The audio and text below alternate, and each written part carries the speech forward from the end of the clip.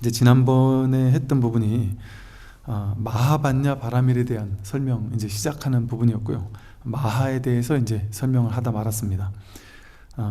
마하, 바냐, 바라밀, 이것들이 전부 다 이제 법을 드러내는 말들이다 이렇게 설명을 했죠. 그래서 마하는 이제 크다라는 뜻이지만 이거는 이제 어떤 의미에서 크다라고 했느냐, 무엇이 크다는 것이냐, 법, 마음, 본래 면목, 주인공, 본성이라고 우리가 부르는 이 마음이 크기가 크다, 광대해서 크다, 이제 그것을 이제 이 마하라고 이름을 한 것이죠. 그래서 이 마하는 그 광대함이 마치 허공과 같다, 허공과 같아서 뭐 모나거나 둥글거나 크기가 크거나 작거나 뭐 푸르거나 누렇거나 길것 짧거나 옳고 그르거나 선악이 있거나 머리와 꼬리가 있거나 그런 것이 아니다 라고 얘기했고요. 모든 불국토가 바로 이러한 허공과 같다 라고 했습니다. 모든 불국토가 바로 자기 마음을 얘기하죠. 이 마음이 바로 허공과 같다라고 이제 설명을 했습니다. 그러니까 크다고 했죠. 그러니까 이 어떤 상대적인 큼을 얘기하는 게 아니죠. 이 우주 허공은 이만큼은 허공이고 저기는 허공 아니고 뭐 이런 게 없잖아요. 통으로 전체를 얘기를 하는 거잖아요. 그래서 여기서 크다, 마하라고 하는 거는 저것보다 상대적으로 큰 뭔가를 얘기하는 것이 아니라 그냥 전체, 통으로 우주 허공 전체를, 이 마음 전체를 얘기하는 거기 때문에 마하라고도 설할 수 있다는 거죠. 오늘 이제 할 부분입니다. 세상 사람들의 묘한 본성은, 세상 모든 사람들의 그 묘한 본성은 본래 공하여 얻을 수 있는 것이라고는 하나도 없습니다. 자성이 진실로 공함도 또한 이와 같아서 한 법도 얻을 수 없습니다. 얻을 수 없다. 이 마음, 이 법, 자성, 주인공, 본래 면목하는 이 자리는 얻을 수가 없다. 어떻게 얻을 수가 있겠어요? 이게 얻을 수 있다라고 하면 내가 얻는 내가 있고 얻을 것이 있어서 내가 이만큼을 얻는 거, 그걸 얻는 거라고 하잖아요. 통으로 하나밖에 없으면 자기가 자기를 어떻게 얻고 잃고 할 수가 있겠어요? 손이 손을 잡을 수 없듯이, 눈이 눈을 볼 수 없듯이 하나는 하나를 뭐 잡고 얻고 잃고 할 수 있는 것이 아니다. 그래서 이 법은 법이 있고 법 아닌 게 있으면 내가 법을 잡을 수도 있고 법을 놓칠 수도 있잖아요. 근데 이 공이라는, 이 공성이라고 표현된 이 마음법은 얻을 수 있는 것이라고는 하나도 없단 말이죠. 이미 얻어져 있기 때문에, 완벽하게 이미 갖추어져 있고 이미 얻은 것을 뭘 또 얻겠어요. 그리고 자기가 자기를 어떻게 얻겠어요? 이미 그것인데 그것을 어떻게 얻고 잃고 할 수가 있겠습니까? 얻을 수만 없는 게 아니라 잃을 수조차 없습니다. 그러니 잃을 수 없는데 얻어야 될 필요가 있나요? 전혀 잃을 수가 없는 것이기 때문에. 그러니까 이게 우리 부처님 가르침에 참, 우리가 불교를 공부한다라는 것이, 이 마음법을 공부한다라는 것이 참 감동스러운 지점이죠. 다른 세상 공부는 없는 거를 얻어야 되는 공부잖아요. 머리 나쁜 사람이 공부 열심히 해서 머리 좋아져야 되고, 돈 없는 사람이 열심히 일해서 돈이 많아져야 하고, 명예나 권력이 없는 사람이 그걸 얻으려고 하고, 인기를 얻으려고 하고, 이렇게 뭔가 사람들의 마음도 얻으려고 하고, 뭔가 얻어야 될 게 있고, 얻는 거에 성공하면 행복이고 얻지 못하면 괴롭다라고 여기기 때문에 우리는 끊임없이 무언가를 얻고자 돈, 명예, 권력, 지위, 사람의 마음, 사랑, 칭찬, 이 모든 것들을 얻기 위해서 달려가잖아요. 그것을 얻으면 성공이고 얻지 못하면 실패라고 생각하면서 죽을 때까지 우리의 삶이 바로 그와 같죠. 우리의 삶은 뭔가를 얻기 위해서, 그러나 그 뭔가를 얻을지는 자기 생각 분별에 따라, 자기 업식에 따라 다 다르지만, 어떤 사람은 막 사랑을 얻고자 한평생 노력하기도 하고, 또 특정한 누군가에게 사랑받고자 평생 애쓰기도 하죠.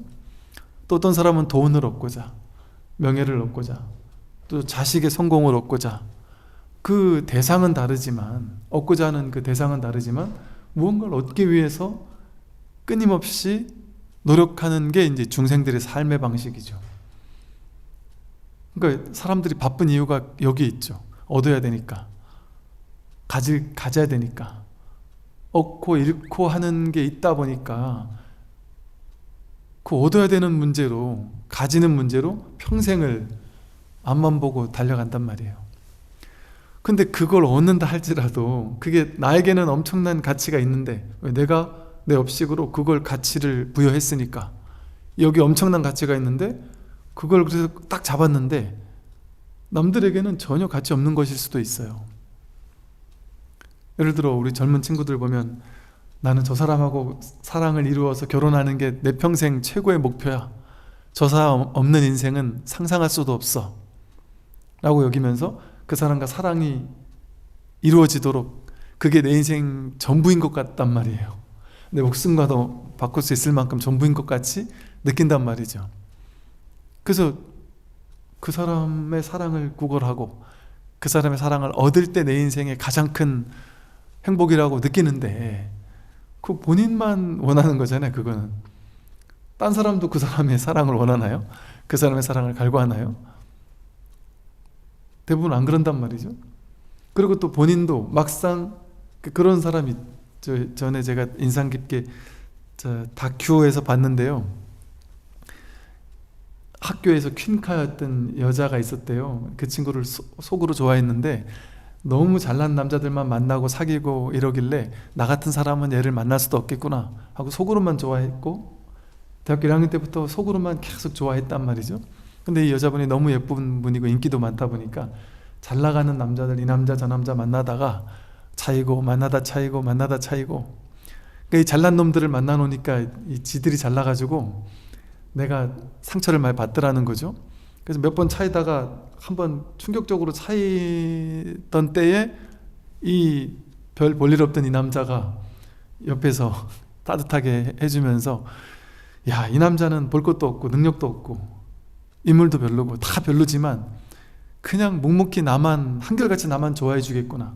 그러니까 돈, 명예, 권력 많은 남자들 다 필요 없다, 그냥 나만 사랑해주는 남자 만나야 되겠다 해서 덥석 결혼했다는 거예요.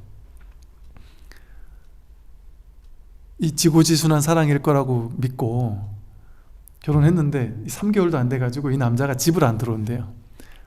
이 여자 꼴 보기 싫어서. 그래서 내 얼굴을 봐주지도 않는다고 여자가 막 하소연하면서 인터뷰를 하더라고요.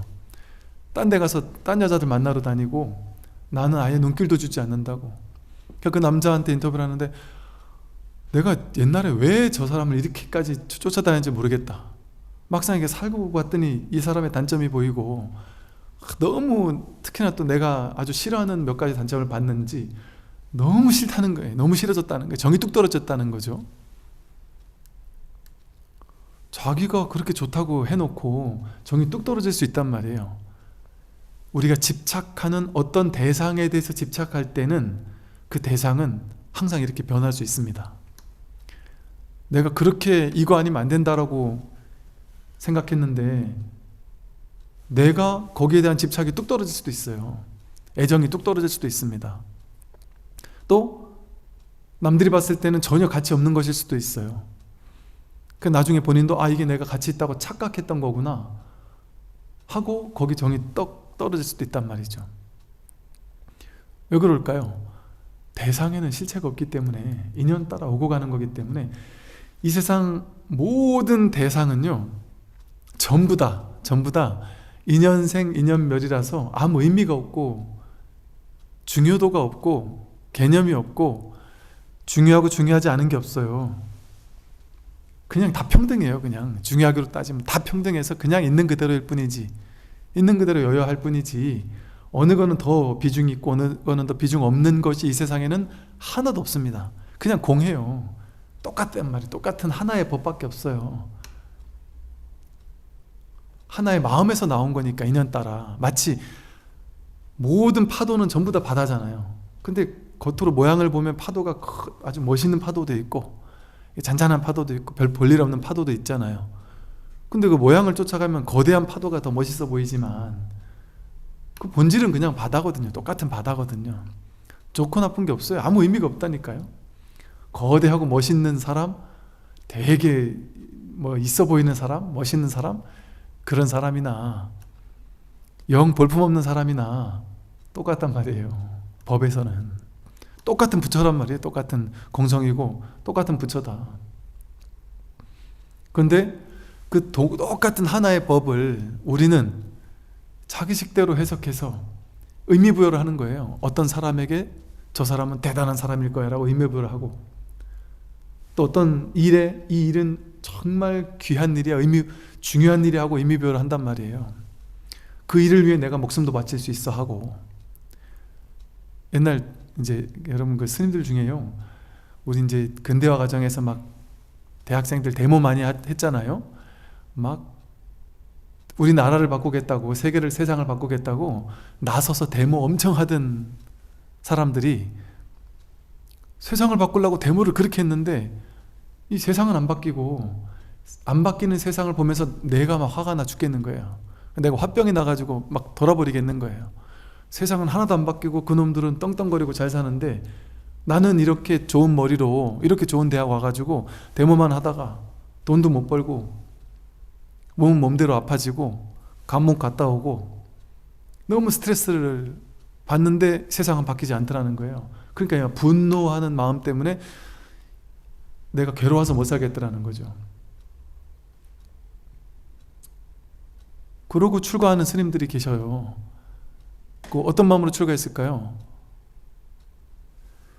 세상을 바꾸려고 했는데, 세상을 아름답게 바꿔야 되는데 그보다 더 먼저 내 마음의 이 분노, 세상이 바뀌지 않는다고 해서 내가 분노하고 저 나쁜 놈들이 떵떵거리게 잘 산다고 해서 내가 막 이 분노심 때문에 살 수가 없더라는 거예요. 가만히 보니까 세상을 바꿔야 되는 게 아니라 이 내 마음의 분노가 더 큰 문제였더라는 거예요. 내 마음을 바꾸지 않고서 세상만 바꾼다고 해봐야 세상이 내 뜻대로 바뀌지도 않을 뿐 아니라, 또 더 당황스러운 것은 어떻겠어요? 정치적 성향이 서로 다른 양극단의 다른 성향을 가진 사람은, 이 사람은 이렇게 되는 게 삶이 아름답게, 삶이 정의가 구현되는 건데, 이쪽에 있는 사람은 전혀 다른 게 삶의 정의거든요. 이 사람이 생각하는 정의와 이 사람이 생각하는 정의가 전혀 달라요. 이 사람도 이 생각에 목숨 걸고 이 사람도 이 생각에 목숨 걸고 사는 거죠. 자기 생각이 옳다고 여기면서. 심지어 사이비 종교에 빠진 사람은요, 그 종교를 위해서 내가 목숨 바치는 것, 그것이 최고의 가치 있는 일이라고 생각해서 목숨을 버려요. 목숨 바쳐 나쁜 일도 해요. 이처럼 있는 그대로의, 그냥 있는 그대로의 인연 따라 생기고 사라지는 모든 것들은 거기에 의미가 없단 말이죠. 그런데 우리가 자기 생각을 가지고 의미 부여를 하는 거예요. 사람에게도 의미를 부여해 놓고, 어떤 사건에게도, 일에도, 정치세계에도 모든 것에 의미 부여를 하는 거예요. 연예인들이든 뭐 능력 있는 사람들은 이렇게 큰 회사에서 비싼 돈 주고 스카우트에 가잖아요. 그런데 웃기는 게 또 이렇게 또 무슨 오디션 프로그램 같은 걸 봐도 요즘에 뜨고 잘 나가는 연예인들이 옛날에 오디션 여기저기 다니면서 오디션 볼 때는 다 떨어졌다 그러잖아요. 야, 저렇게 대단한 사람 우리가 떨어뜨렸단 말이냐 하고 막 후회하는 이런 일들이 있잖아요. 당연히 그런 일이 있을 수밖에 없습니다. 우리가 그 사람을 볼 줄 아는 눈이 없어요. 자기 식대로 볼 수 있는, 자기 분별로 볼 수 있는 눈밖에 없어요. 그 모든 사람이 똑같아요. 그 사람의 진정한 모습을 어떻게 볼 수 있겠어요? 왜? 그 사람의 진정한 모습이랄 게 없으니까. 그 사람이 실제 능력이 있는 사람인지 없는 사람인지가 정해져 있으면 볼 수도 있고 못 볼 수도 있겠죠. 그런데 그런 게 없다니까요. 실제 능력 있는 사람을 내가 못 봤구나, 그런 일이 없어요. 실제 능력 있는 사람이라는 게 정해진 게 없습니다. 정해진 능력이라는 게 없으니까 놓치는 거예요. 못 보는 거예요. 그리고 이 사람이 보기에는, 똑같은 노래를 듣고서 이 사람이 보기에는 너무 잘했다, 정말 천재적이다 이렇게 막 극찬을 하지만 딴 사람이 보기에는 너무 매력없다, 너무 매력없다, 아주 하찮은 게 보기도 한단 말이에요. 그럼 누가 맞을까요? 맞고 틀린 게 없어요. 그 심사위원들에겐 잘못이 없습니다. 그 사람에게도 잘못이 없고. 그 이은미인가요? 가수? 그분이 정말 거창하고 아름답고 이름 있고 이런 가수들의 음악들, 그런 거 아니면 되게 유치하게 생각하고, 이 음악에 대한 어떤 그 자신감 이런 것들과 뭐 이런 것들 되게 크게 가지고 있다가 어느 날 혼자 포장마차 가서 술을 먹다가, 저 포장마차 꾸석히 앉아가지고 어떤 아저씨가 혼자 술을 먹다가 쓰러져가지고 이렇게 누워있다가 또 일어나서 소주 한잔 먹고서 이렇게 누워있다가 누워가지고 술 잔뜩 채서 누워가지고 자기 신세를 한탄하는 건지, 이 삶에 대한, 이 세상에 대한 애환어린 노래를 이래 술 채가지고 이렇게 노래를 부르더랍니다. 근데 그때 그 어떤 가수가 부르는 노래보다 더 감동스러웠고 더 진심 같았고 더 가슴을 정말 감동시켰다는 거예요. 그 박자 가사 다 맞지도 않는, 그 정신도 없는 사람이 술 취해서 부른 노래가, 그 가사 하나하나가, 그 사람의 말 하나하나가 그렇게 와닿더라는 거죠. 그러면서 그때 이후로 내가 노래에 대한 상을 깨기 시작했다, 쉽게 말해. 뭔가 막 이름 있고 대단한 가수들만 대단한 노래를 하는가? 당연히 아니죠. 그 임미라는 그 가수분이 말처럼 뭐가 진짜 노래겠어요? 여러분이 살다가 어느 날 너무 기뻐서 나도 모르게 막 노래가 나올 때, 그게 진짜 아름다운 노래 아니에요? 내가 너무 힘들었을 때 정말 노래를 부르면서 거기에 위로받았다면 그게 진정한 노래 아닐까요? 제가 그 산골 산 중턱에 절 하나 달랑이 있고 정말 법회에 오는 사람도 없는, 그 하루 종일 아무도 안 오는 그런 곳에서 이렇게 절에 있던 적이 있었어요. 근데 거긴 또 문도 없어가지고, 옛날 절이라 이게 문도 이런 현대식 문이 아니라 그 틈으로 벌레들이 어차피 다 들어와서 아예 포기하고, 문은, 옛날 건물이 문은 또 열면은 다 열리거든요, 통으로. 문을 다 열으면 그 건물의 한 켠이 통으로 열리는 그런 법당에서 이제 제 방이 있고, 법당 바로 앞에 있었어요. 그럼 문을 통으로 열어놓고 항상 그 통으로 보이는 그 자연의 풍경이 너무 아름다워서 아침부터 그냥 통으로 열어놓고 항상 지냈던 때가 있었어요. 근데 그때 잔잔하게 이렇게 이제 뭐 클래식 음악이나 뭐 뉴에이지 음악이나 뭐 이런 명상 음악 같은 걸 잔잔하게 이렇게 피아노 음악이나 이런 걸 틀어놨었는데, 그걸 들으려고 틀어놨던 게 아니에요. 근데 어느 날인가, 야, 정말 이래서 클래식을 듣는구나, 이래서 뭔가 이렇게 잔잔한, 전혀 이 음악이 사람들을 감동시키지 않을 것 같았던 음악들이, 그 잔잔한 들리는 듯 마는 듯 하는 음악들이 이렇게 감동스러울 수 있구나라는 걸 느낀 적도 있었거든요. 그게 진짜 음악이죠. 아무리 노래 못하는 사람이 음정박자 다 틀리고 정말 막 불러 제낄 때 그게 진짜 음악이지. 그게 100점짜리 음악이지. 가수가 부르는 음악만, 음정박자 딱딱 들어맞는 음악만 그렇게 연습 많이 해가지고 나온 음악만 진짜 훌륭한 음악이겠느냐. 그거가 똑같단 말이죠. 이 세상에는 사람이 자기 생각으로, 자기 분별로 이건 훌륭한 거야, 저건 훌륭하지 않은 거야, 이건 좋은 거야, 저건 나쁜 거야, 이건 훌륭한 음악이고 훌륭하지 않은 음악이야, 저 자리는 높은 자리고 이건 나쁜 자리야, 저런 직장은 좋은 직장이고 이건 나쁜 직장이야, 이런 일은 내 인생에 벌어져야 되고 저런 일은 벌어지면 안 돼, 이건 정의롭고 가치 있는 일이고 저건 아주 안 좋은 일이야 라는 그런 모든 생각들, 그 분별, 그거 가지고 우리의 인생을, 우리 삶을 우리가 재단하면서, 우리가 그렇게 자기 식대로 만들어내면서 그 가치를 100% 내가 부여한 거예요. 세상의 편견을 조합해가지고 이런 식으로 우리는 우리 삶을 만들어내요. 이 세상을 만들어내고, 이 세상이 어디서 만들어졌어요? 이렇게 자기 분별 안에서 만들어졌어요. 그러니까 유식불교에서는 실제 나와 세상이 있는 게 아니라 나 하나뿐이다. 오로지 식뿐이다. 유식 무경이다. 바깥 경계라는 건 없다. 오로지 식뿐이다. 그 자기 인식뿐이다. 자기 이 식에서 둘로 나눠가, 자기가 자기를 둘로 나누어서 견분과 상분, 견분은 이 세상을 본다라는 부분과 상분, 보여지는 대상이라는 부분을 자기 마음 안에서 둘로 쪼갰다 이 소리예요. 보는 부분과 보이는 부분이 전부 다 내 마음인데, 맞잖아요. 여러분이 어떤 대상을 보고 그게 좋다 하잖아요. 그럼 실제 그 대상이 좋은 거예요? 내가 그 대상을 좋아하는 거지? 나에게 그 대상이 좋게 인식되는 거잖아요. 그럼 나에게만 있는 대상이거든요. 그 대상은 다른 사람은 그 대상을 전혀 다르게 볼 수 있거든요. 그럼 나에게만 있는 대상이지 실제 내 바깥에 그렇게 실존하는 대상이 아닌 거죠. 그러니까 자기 마음이 드러난 거예요. 세상도.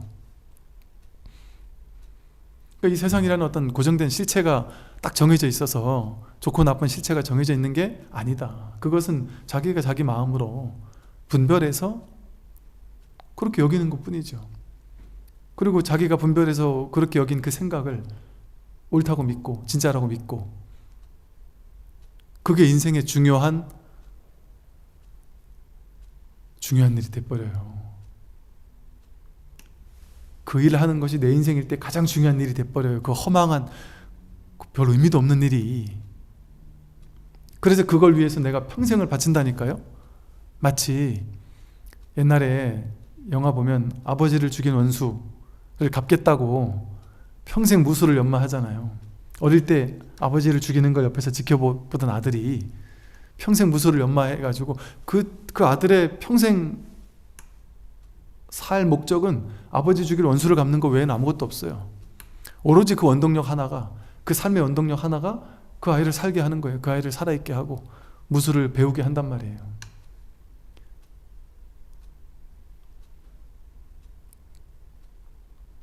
그게 뭐라고 하니까, 아버지를 죽인 원수를 갚는 게 얼마나 고귀한 일인데 그게 뭐라고 하십니까? 이럴 수는 있겠지만, 그러고 나서 아버지를 죽인 원수라고 생각해서 그 원수를 딱 갚았는데, 딱 갚는 그 순간에 그 원수의 아들이 또 몰래 숨어서 자기를 본단 말이에요. 그럼 내가 이제 또 나쁜 놈이 돼서 내가 또 그 아이에게 복수를 또 당하고 만다니까요. 그리고 내가 죽였던 사람을, 이럴 수도 있어요. 죽였던 사람을 보니까 나중에 알고 봤더니 이 사람은 그냥 돈 받고 한 거밖에 없더라. 너무 지질이도 돈이 없고 가난해서 자기 자식들을 먹여 살려니까 어쩔 수 없이 눈물을 머금고 돈 받고 시켜서 한 거더라. 실제는 저놈 뒤에 나쁜 놈이 따로 있더라. 이럴 수도 있거든요.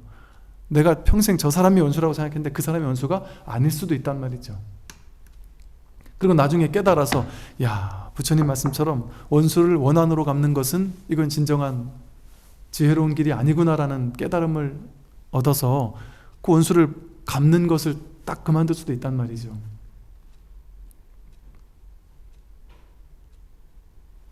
뭐 사람들마다 그렇잖아요. 나는 어떤 직장에 가서 그 직장에서 동료나 어떤 사람한테 그러죠. 연예인들이 그러대요.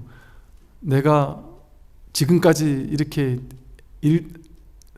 최고 가는 배우가 된 원동력이 된 게, 내가 처음 배우를 시작했을 때, 무명이었을 때 어떤 감독이 나한테 정말 수치스러운 말을 했다. 저 실력도 없고 능력도 없고 인물도 안 되고 뭐 저런 사람 되겠나 뭐 약간 이런 식의 너무 수치스러운 말을 해서 내가 그놈 앞에 뻔때를 보여주기 위해서 내가 이를 악물고 이 자리까지 왔다.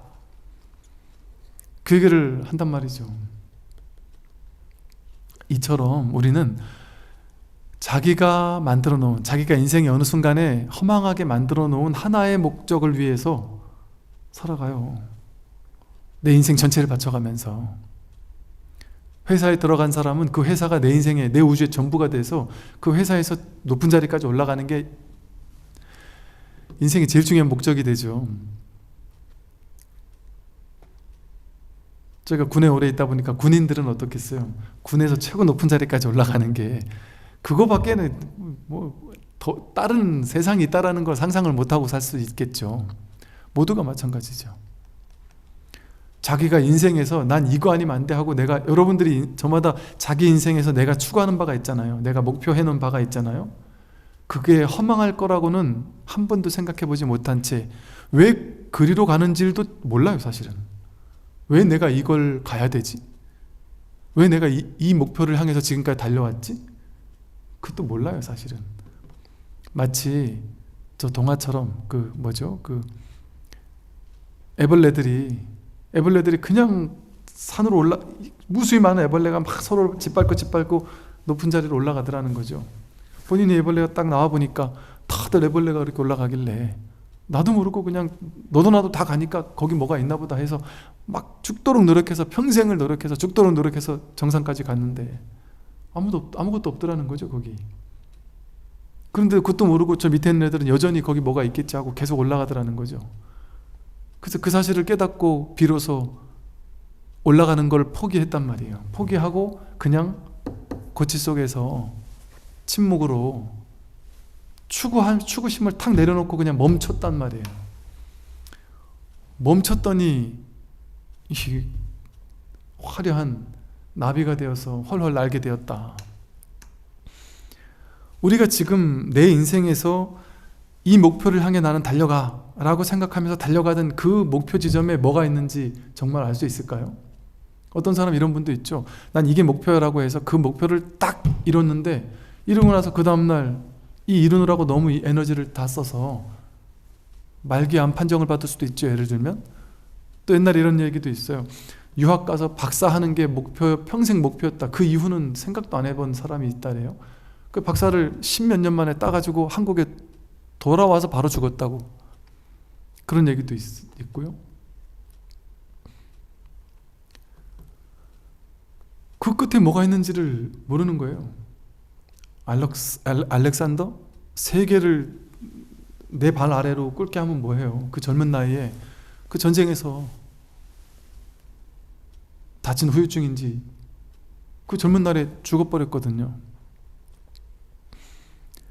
그 자리에 내가 원하는 그 끝에 정말 뭐가 있는지를 알고 가는 건지, 그거부터 질문을 해봐야 되는 거예요. 그 끝에 있는 것은 정말 영원한 것인지, 내가 생각하던 그 자유와 행복과 해방과 평화가 진짜 그 자리에, 행복이 진짜 그 자리에 있는 건지. 우리는 막연하게 돈 많이 벌어서 노후자금 든든하게 만들어 놓으면 행복하겠지라고 생각하지만, 그 돈으로 인해서 자식들이 싸울 수도 있어요. 그 끝에 결국 내 몸만 다 버리고 병원 신세 지는 그런 노후가 자리 잡고 있을 수도 있단 말이에요. 어쩌면. 물론 안 그럴 수도 있지만, 즉 알 수 없단 말이죠. 내가 달려가고 있는 이것이 지금 올바른 것인가, 정당한 것인가, 이 방향이 맞는 방향으로 가고 있는가, 이걸 먼저 알고 나서 출발을 해야 되지 않을까요? 그럼 어느 방향으로 가야 올바른 방향이겠느냐? 세상 사람들이 다 그걸 묻잖아요. 그 질문을 하잖아요. 스님, 맞습니다. 스님 말 들어보니까 맞는 것 같아요. 그러면 스님 답을 주십시오. 제가 어느 길로 가야 될까요? 어느 방향으로 가야 될까요? 동으로 가야 되는데 내가 서로 갔던 건 아닐까요? 그러면 동쪽이라고 짚어주십시오. 지금보다 더 힘을 써야 된다고 짚어주십시오. 부처님의 답변은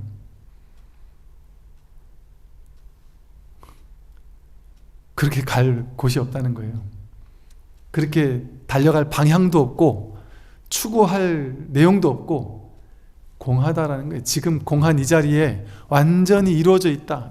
완전히 갖춰져 있다. 삶의 진짜는요, 이미 여기 완전히 갖춰져 있어요. 여기 계신 모든 분들이 단 한 명도 빼놓지 않고, 다만 자기 생각이 추구하는 바는 갈 길이 멀어요. 생각이나 감각이나 욕망이 추구하는 것은요, 갈 길이 먼 정도가 아니라 내가 그걸 다 이루고 나도 금방 거기 적응해버려서 그 다음 걸 또 원해요. 또 추구하고.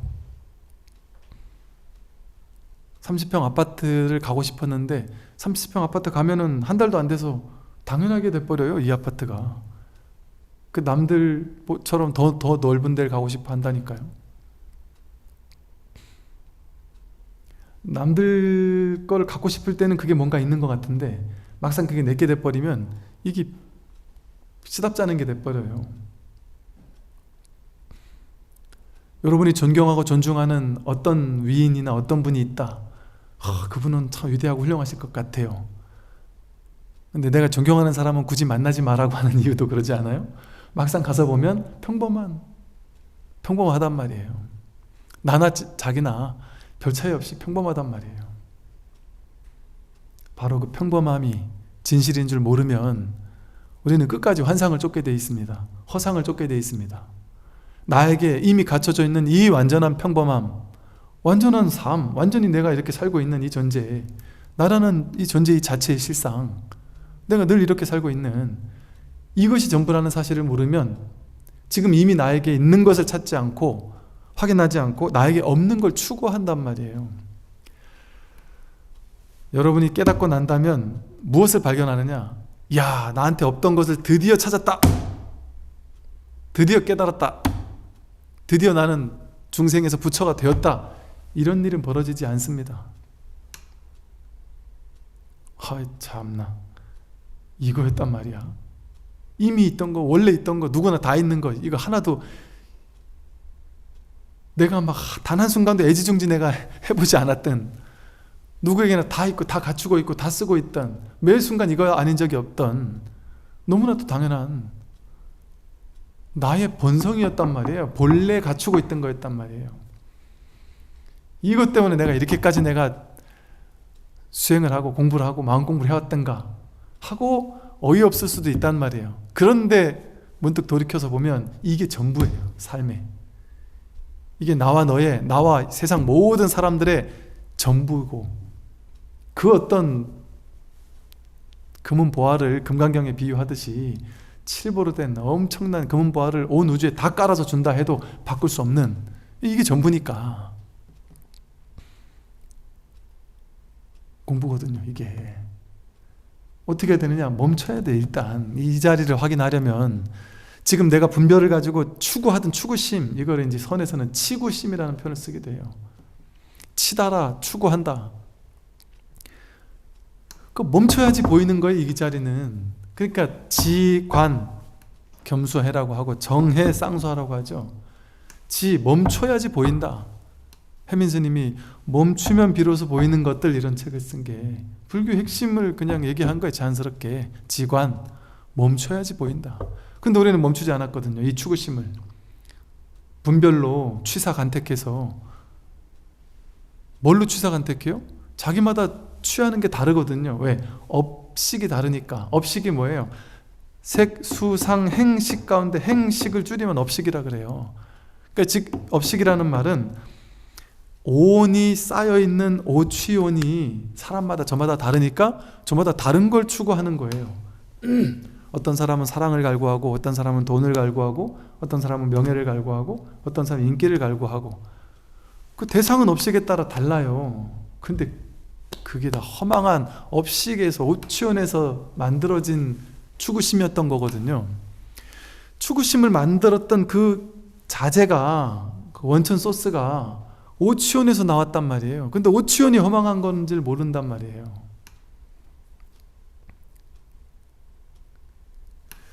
그러니까 우리 어릴 때의 기억, 업식이라 그러죠. 업식, 업장. 어릴 때의 기억이, 어릴 때의 삶이 어땠느냐에 따라서, 아까 말한 것처럼 어릴 때 내가 여기 너무 충격을 받아서 내가 이렇지 않은 삶을 살아야지 하면 평생 그런 삶을 살면서 앞만 보고 달려가게 돼요.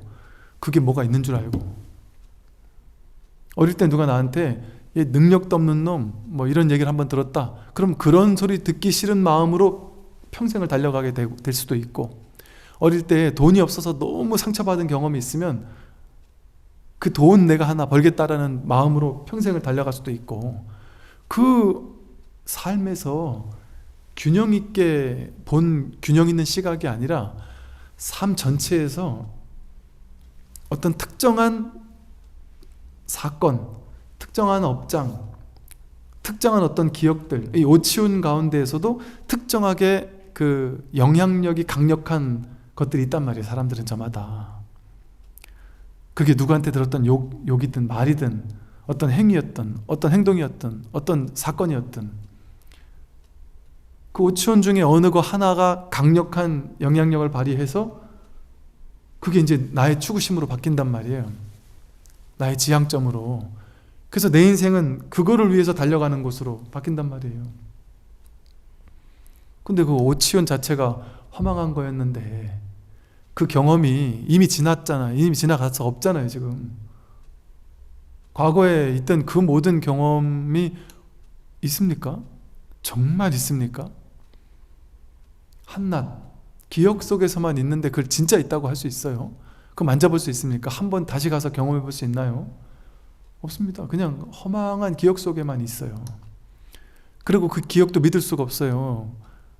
그 기억, 그 당시 기억이 그 당시에 내 업장에 걸러서 업장의 필터로 걸러가지고 기억되거든요. 그러니까 동일한 기억이었는데 어떤 사람은 되게 좋은 기억으로 남고요. 어떤 사람은 그걸 최악의 경험으로 남을 수 있다니까요. 자기식대로 다르게 색안경으로 다르게 해석했으니까.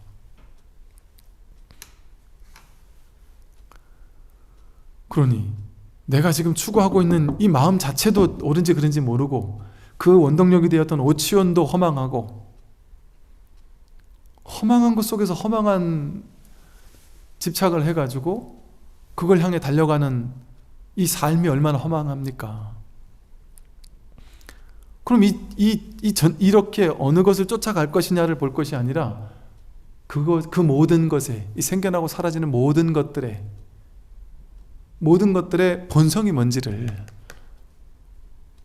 진짜가 뭔지를, 그 본래 면목이 뭔지를 확인하는, 그게 내 인생의 가장 중요한 일 아닙니까? 그러려면 멈춰야 된다. 그 추구심, 집착심, 취착심, 탐진치, 삼독심, 이 취사, 간택심, 분별심에서 탐진치, 삼독이 나오니까 그 어떻게 멈추느냐? 내가 멈추려고 한다고 멈춰지지 않아요.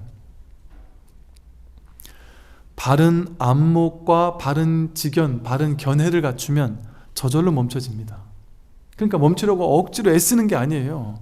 이걸 억지로 멈추려고 애써야 된다는 게 분명하니까, 이런 본문을 듣거나 분명해지니까 사람들이 이제 오케이, 이 생각을 멈추면 되는구나 하고 앉아가지고 생각과 싸워요.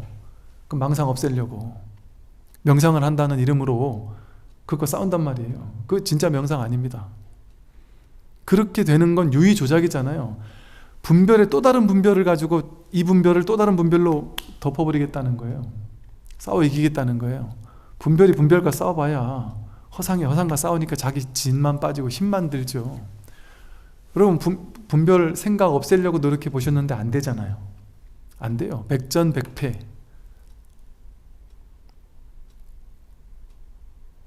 그래서 이 마음 공부가 얼마나 좋은 공부냐 하면, 열심히 갈고 닦아 수행을 통해, 명상을 통해서 지관을 성취해라, 이게 불교일 거라고 우리는 그동안 배웠잖아요. 이거 진짜 불교 아닙니다.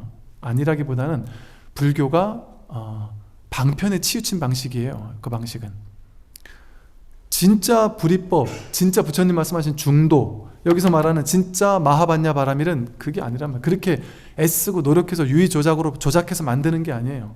조작해서 만드는 거면 똑같은 돌아서 다시 취사간택이에요. 취사간택심, 분별심, 오치온에 집착하는 마음, 그것 때문에 내가 괴로운데, 그것 때문에 취착심을 일으켰는데, 그거 없애려고 또 다른 추구심으로 또 다른 마음을 일으켜서, 또 다른 유의 조작을 일으켜서 이 생각을 없애려고 하는 거는 이것도 유의 조작이잖아요. 유의 조작을 없애려고 또 다른 유의 조작을 만들어서, 수행이라는 걸 만들어서 이걸 없애겠다, 안 됩니다. 불가능에 가깝다. 물론 이제 작은 도움은 될 거예요. 방편으로 너무 낮은 근기에 있을 때는, 너무 생각이 막 괴로워 죽을 것 같이 괴로울 때는 그게 어느 정도의 도움은 분명히 되긴 되겠죠. 그런데 그걸로 완전한 공부가 되지는 않는다. 그게 검증이 안 된다라는 게 검증된 것이 뭐냐면 10년, 20년, 30년, 40년 그렇게 공부했는데 우리 한국의 수많은 불자들, 수많은 스님들이 연불하고 독경하고 자선하고 뭐 윗바사나하고 수없이 많이 했는데 안 되는 사람 대반이잖아요. 대부분이 다 안 되잖아요. 가물에 콩나듯이 되는 사람도 그 수행에서 된 게 아니라 수행을 죽도록 하다 진짜 난 더 이상 난 못하겠다 해서 탁 놔버렸을 때 그때 이 자리를 확인한다니까요. 부처님처럼 부처님도 6년 고행하다가 고행을 통해서 깨달은 게 아니고 고행하다 고행을 내려놓는 순간 깨달았잖아요. 그러니까 두 가지를 얘기하는 거예요. 깨달으려면 아예 밀어붙이는 수행, 유의조작에 밀어붙이는 수행을 하려면 한계까지 죽도록 밀어붙여라. 끝내 내 목숨을 바치고 그냥 끝까지 밀어붙여다가 놔버리면 저절로 놔질 때 그때 될 수도 있다. 근데 그것까지 계산하고 하면은 되겠어요? 근데 뭐하러 그렇게 힘들어서 하느냐 말이에요. 부처님이 우리에게 내가 6년 고행했으니까 너희들도 다 6년 고행해 그렇게 얘기했습니까? 그거 하지 말고 나는 그거를 실수했지만 너희들은 실수하지 마라 하고 한 얘기가 중도거든요. 중도. 쾌락주의도 아니지만 고행주의도 아니다. 지나친 선정주의 당연히 아니다. 그 얘기를 하신 게 중도의 가르침이잖아요. 우리가 부처님 제자면 부처님 말씀을 따라야 되는데 지금까지 부처님이 선정주의 아니구나 고행주의 아니구나 했는데 쾌락주의도 아니구나 했단 말이에요. 그 중도를 얘기했는데 지금까지 뭐 해요? 이거 해요. 전부 다 고행주의적인 수행을 해요. 전부 다 선정주의적인 선정 삼매 체득한 이 공부만 해요. 아니면 그냥 놀고 먹고 막 그냥 쾌락주의에 빠지든지. 그게 다 아니란 말이죠. 그 우리는 부처님 제자니까 중도는 유의조작으로 하는 게 아니에요. 근데 말하자면 법문 듣는 게 중도예요. 말하자면 부처님께서 뭐 하셨어요? 법문하셨어요. 제자들 뭐 하다 깨달았어요? 수행해서 깨닫지 않았어요. 오비구들이 수행해서 깨달았어요? 뭐 한 일주일 만에 깨달았다 이러는데 5일 만에 깨달았고 이랬다 그랬는데 부처님께서 중도, 사성제, 팔정도, 연기법 서로 해줘가지고 그 자리에서 법문 듣고 깨달았어요. 상수제자 사리불 목건년 마찬가지고 사리불 목건년이 데리고 왔던 제자들 250명의 제자들이 부처님 첫 법문 딱 듣고 나서 법문 듣고 나서 바로 깨달았어요.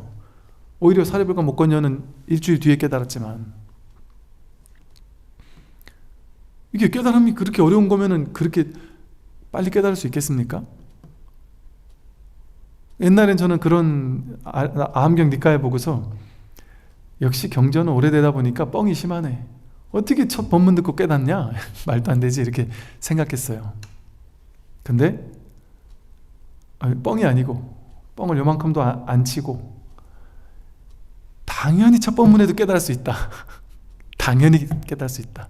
근데 중요한 건 자세가 된 사람에 한해서 이 공부에 대한 간절함이 있는 사람은요 첫 법문에 바로 깨달을 수 있다니까요. 정말 얼마 안 걸려요. 그런데 얼마 안 걸릴 수도 있다는 거죠. 그런데 자세가 안 된 사람, 아직 내가 공부할 준비가 안 된 사람은 아무리 해도 안 돼요. 자기가 준비가 안 돼 있으면. 그 얘기를 듣고자 하는 마음이 없는데 어떻게 되겠습니까? 이게 내가 살아오던 삶의 어떤 업식으로 살아오던 삶의 습관이 완전 한번 탁 전환돼야 되는 공부인데 그 엄청난 어찌 보면 그 에너지 큰 어떤 에너지랄까 동력이 필요한 공부인데 그게 그냥 별 생각 없이 그냥 이렇게 듣다가 되겠습니까? 그러니까 간절한 발심이 있으면 된다는 거죠. 간절한 발심을 가지고 내가 이 공부를 반드시 해봐야 되겠다라는 간절함은 있는데 방법이 없어요. 이 중도는 방법이 없는 공부예요. 길 없는 길이에요. 마하반야바라밀 여기서 얘기하잖아요. 마하반야바라밀 해보셨어요? 대승불교에서는 마하반야바라밀이 대승불교 금방경 반야경의 수행법이잖아요.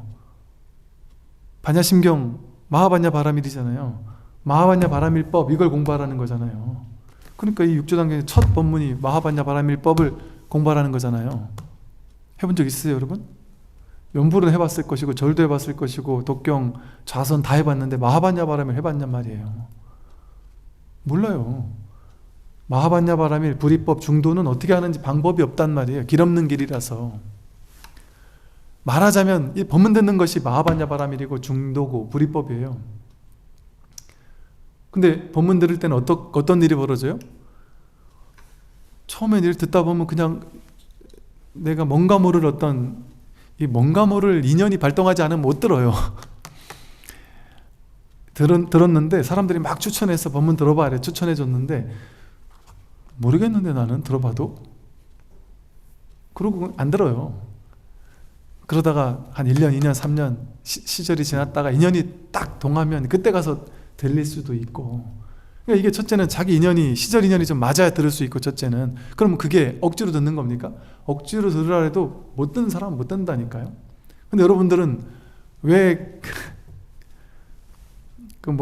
몇 초 안에 마감되는 거를 굳이 그 시간 알람 맞춰놨다가 가가지고 들으면서 들으려고, 여기까지 들으려고 찾아오시겠어요? 그냥 저절로 마음이 동하니까. 억지로 하려고 법문 들으려고 갖다 줘도 안 듣는 사람 세고 셌잖아요. 근데 이 황금 시간대에 내 귀한 시간 힘들게 찾아와서 뭐하러 들으려 되겠냔 말이에요. 저절로 되는 거예요. 저절로. 왜? 내 공부에 대한 간절함이 나도 모르게, 내가 왜 생기는지도 몰라요. 스님 이상해, 저는 불자도 아닌데 내가 왜 스님 법문 듣고 있는지도 모르겠어요. 모른다니까요. 자기도. 자기 안에 본성이, 자기 안에 신성이 자기를 그냥 끌고 가는 거예요. 말하자면. 하다못해 타종교 성직자분들이 이 법문을 너무 열심히 들으시고 단신 신도님들한테 추천도 해주시고 법문 링크를 목사님 신부님들이 보내준다고 그래요. 왜 그러겠어요?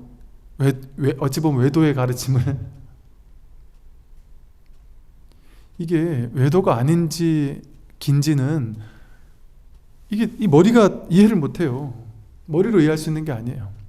나도 모르게 그냥 이 공부를 하고 있다니까, 이 법문을 듣고 있다니까요. 나도 모르게 내가 태어나서 이런 적이 한 번도 없었어요. 내가 옛날에 이렇게 학교 다닐 때 이렇게 공부했으면 제가 좋은 대학에 갔을 거예요. 이렇게까지 틈만 나면 법문들을 내가 이럴 수 있는 사람이라는 게 이상하다 싶을 정도로 법문을 듣는다. 어떤 분들은 뭐 하루 10시간도 듣는다 그러고. 법문 듣다 보니까 이제 이어폰 꽂고서 맨날 산으로 걷는다. 운동도 많이 되고 좋다, 일석이조로 좋다 하면서 나도 모르겠어요. 왜 듣는지. 벌써 몇 년째 듣고 있어요. 이게 유의 조작이냔 말이에요. 이게 억지로 하는 거냔 말이에요. 누가 시켰습니까? 아니 제가 시키나요? 아니 아빠 엄마가 시켰나요? 아무도 시킨 사람이 없어요. 그냥 내가 그냥 나도 모르게. 왜 듣겠어요? 듣기 좋으니까 듣겠어요? 궁금하니까. 도대체 저 스님이 뭔 얘기를 하는지, 저 법이라는 게 도대체 뭔지, 이 마음이라는 게 도대체 뭔지, 그게 뭔지 궁금하니까 이걸 한번 확인해 봐야 되겠다. 그리고 한번 확인한 사람이라 할지라도 거기에 익숙하지 못하니까 아직 자꾸 업에 끌려다니는 게 더 강하고, 업의 힘은 강하고 이 법의 힘은 약하니까 자꾸 법의 법문을 듣는 걸 통해서 자꾸 여기에 익숙해지는 시간을 가지려고 저절로 듣게 된단 말이에요. 저절로. 억지가 없어. 유의 조작해서 듣는 게 아니에요. 그냥 듣게 돼요. 이게 중도의 공부예요. 무위로서 그냥 저절로 그냥 나도 모르게 하는 거예요. 이런 조건들이 우리를 깨어나게 하는 조건이 됩니다. 억지로 막 하는 그런 게 아닌데, 그런데 또 한편으로는 또 억지가 아니라고도 말할 수 없어요. 이게 그러니까 뭐라고 딱 찍어서 어떤 말로 할 수 없어요. 물론 한편으로는 억지로 하는 건 아닌데 한편으로는 억지도 있는데요, 스님? 그 말도 맞아요. 왜? 한편으로는 내가 마음이 너무 간절하니까, 이걸 확인하고 싶은 마음이 너무 간절하니까 좀 더 나도 한편으로는 좀 쉬고 싶은데 약간 억지로 쓰면서도 듣는단 말이에요. 이게 약간 애매해요. 이게 억지인지 억지 아닌지 유의인지 무의인지 애매한 그 경계선을 왔다 갔다 한다니까요. 말로 표현할 수 없는 길하는 길을 가는 바도 없이 가고 있다니까요. 왜 그 일요일날 그 젊은 나이에, 그죠? 젊은 나이에 그 일요일날 친구들하고 놀기 좋은 시간에 서울에서 비행기를 타고 버스를 타고 부산까지 가서 지하철을 갈아타고 그 본문 1시간 30분 듣고 또다시 부랴부랴 서울까지 오고, 그리고 그 다음날 또 여기 또 앉아 계시고, 이런 짓을 왜 하냔 말이에요. 뭐가 또 돈이 나와요. 뭐 그렇다고 그 스님이 뭐 아는 척 한번 해주기를 하나, 제가 막 살뜰하게 챙겨드리기를 하나.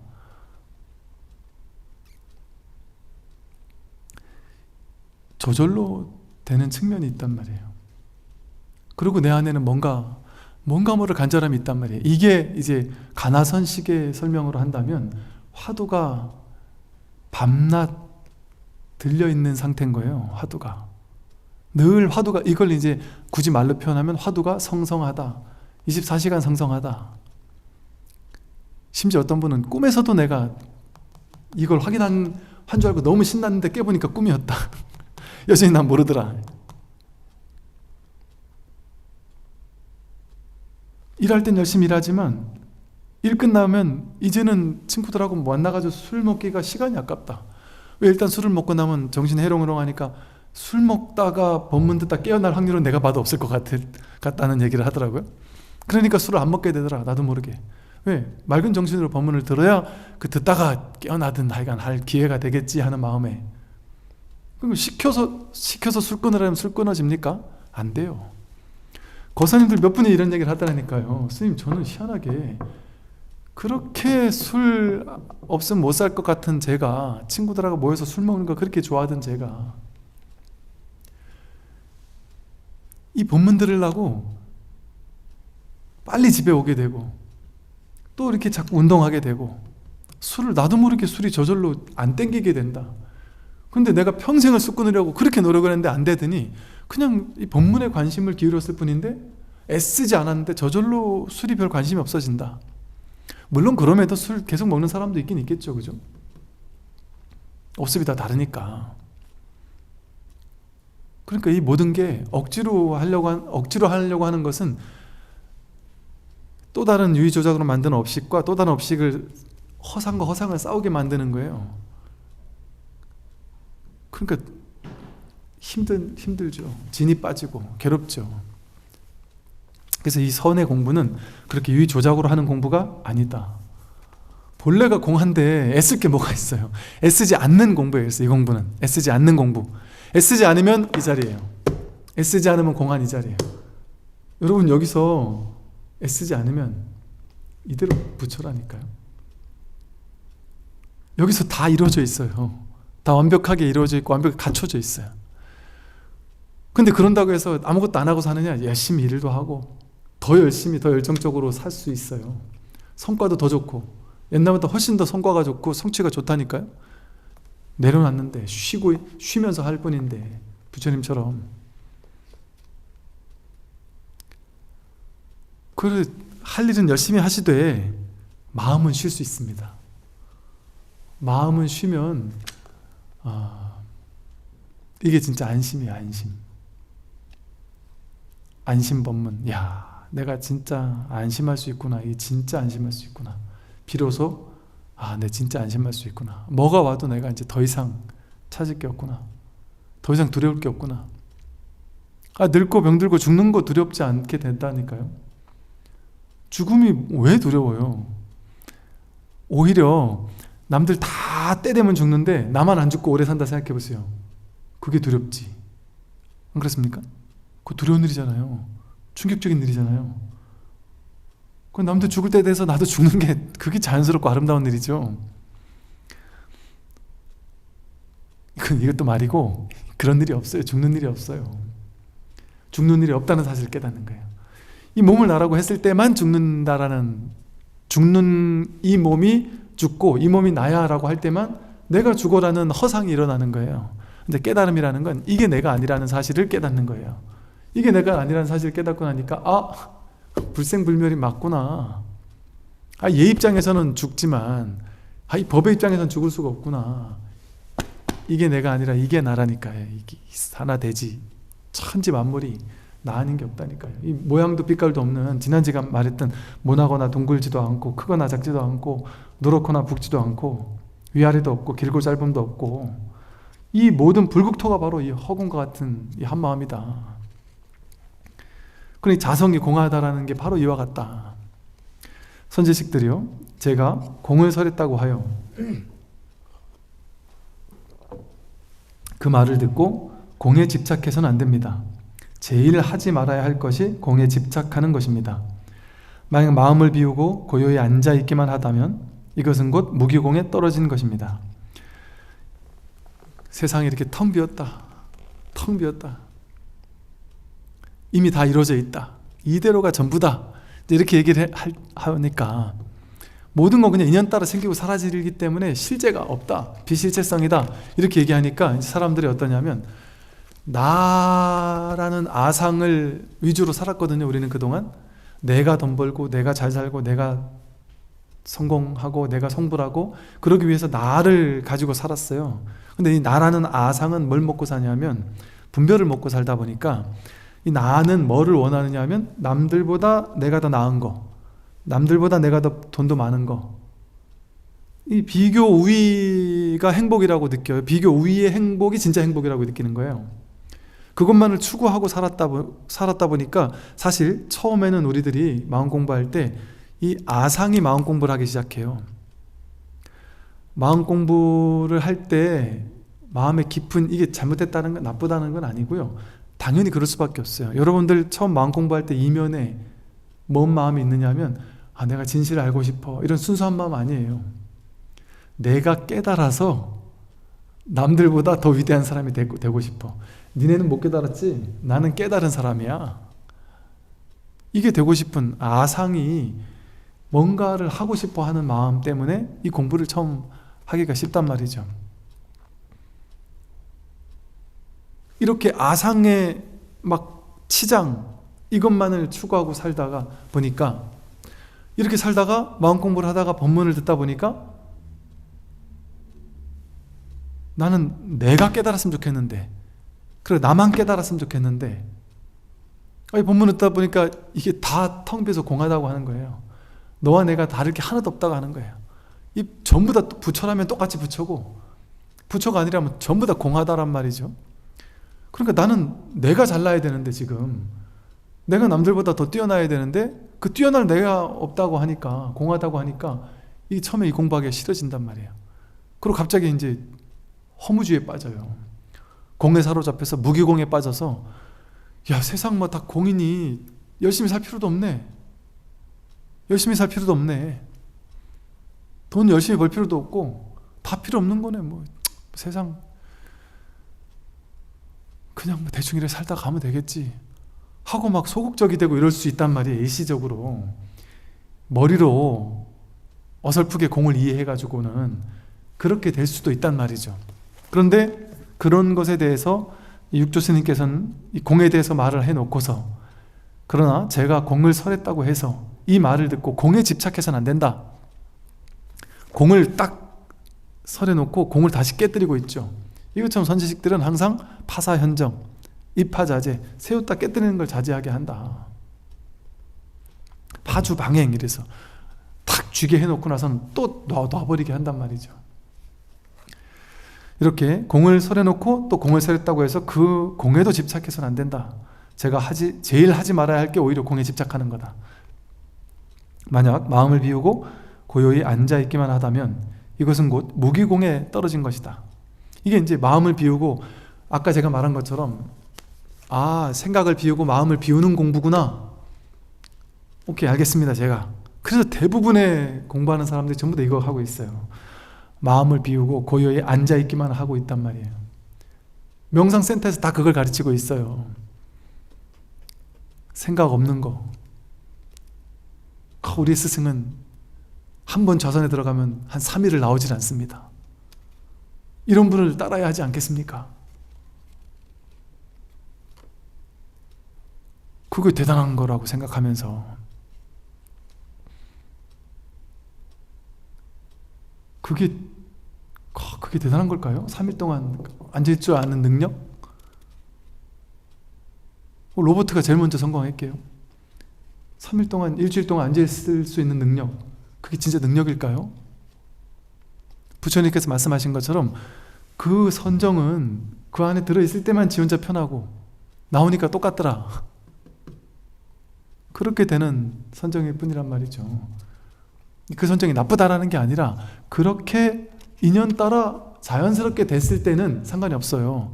그리고 자기가 바른 안목이 있어서 그런 선정을 얻었더라도 선정에도 집착하지 않는다면 그건 공부에 도움이 되는 선정이란 말이죠. 그것은 하되 함이 없는 선정이라서 공부에 도움이 되는 선정이다. 그런데 의외로 많은 사람들이 이 선정에 사로잡혀요. 선정을 딱 쥐게 된단 말이에요. 모든 공부의 핵심은 쥐어서는 안 된다라는 거거든요. 아무리 아름답고 막 황홀한 선정이라 할지라도 그걸 쥐어버리면 그건 삿된 외도의 길이 될 뿐이에요. 그걸 모르니까 그렇게 오랫동안 내가 생각을 잘 멈추고 있는 능력, 오랫동안 앉아있는 능력, 그걸 능력이라고 생각하는, 그걸 수행이라고 생각해서 계속 그 짓하고 앉아있는 그런 명상센터가 얼마나 많은데요. 많습니다. 그러나 뭐 그 안 하는 것보다는 또 어느 정도 약간의 도움은 돼요. 어느 정도 도움 될 겁니다, 분명히. 그러나 이거 그래서 이제 바른 안목이 중요한 거예요. 바른 안목을 갖추고 한다면 삼매를 증득하는 족족 도움이 되죠. 명상하는 족족 도움이 될 뿐 아니라 길을 걷는 것도 명상이고 설거지하는 것도 공부고 삶을 사는 게 그대로 공부가 된단 말이에요. 그게 일행삼매예요. 육조단경에서 말하는 매 순간 행하는 모든 것들이 삼매라는, 그게 진짜 삼매 아닙니까? 이렇게 앉아가지고 생각을 딱 멈췄을 때만 삼매면 그게 진짜 삼매냐? 길을 걸을 때, 사람들과 대화 나눌 때, 밥 먹을 때 모든 순간 삼매인 게 진짜 삼매라네요. 일행삼매가. 그게 진짜 삼매예요. 그래서 선에서의 삼매는 그렇게 앉아있는 그런 삼매를 삼매라고 하지 않아요. 늘 삼매는 단 한 번도 끊어진 적이 없다. 그게 진짜 삼매다. 이 본성이 바로 삼매란 말이에요. 본성을 확인하는 게 진짜 삼매예요. 본성을 확인하면 늘 본성 속에 있으니까 그것이 늘 삼매라는, 내가 본래 삼매였구나. 본연 삼매라래. 그것을 본래 자연스러운 삼매, 그게 본연 삼매예요. 그리고 삼매는 우리의 본래적인 자연스러운 본성이지 억지로 조작해서 만드는 삼매가 진짜 삼매가 아니다.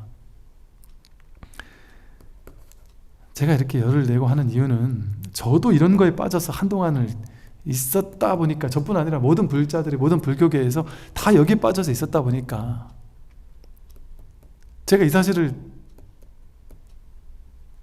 깨닫고서는 제가 그랬다 그랬잖아요. 진짜 속았다. 불교계에 속았다. 이렇게 생각했는데 나중에 보니까 불교계에 속았다기보다는 제가 저에게 속은 거죠. 제가 그렇게 이해했으니까, 제가 그렇게 파악하고 판단했고 그걸 믿었고, 저밖에 없는 거예요. 세상에는 남들을 욕하고 세계를 욕하고 뭐 불교계를 욕할 필요가 전혀 없는 거예요. 세상 전체가 온통 나밖에 없기 때문에 내가 나에게 속았던 거예요. 근데 이제 이런 얘기를 하면 아직까지 여전히 이것이 공부라고 여기는 수행주의자들이 듣기에는 아주 듣기 거북한 말이죠. 그래서 제가 욕 많이 더 먹어요. 여기저기서 좀 적당히 하세요 하고 수행하는 사람들도 뭐 하여간 그런 얘기를 듣는데, 그래서 요즘에 그래도 유하게 하죠. 근데 이런 얘기를 안 할 수가 없는 이유가 수행이 잘못됐다는 게 아니에요. 안목을 갖추고 수행하면 모든 게 수행이 된다니까요. 연불, 독경, 좌선, 명상, 위파사나, 관하선 전부 다 수행이죠. 놀라운 수행이죠.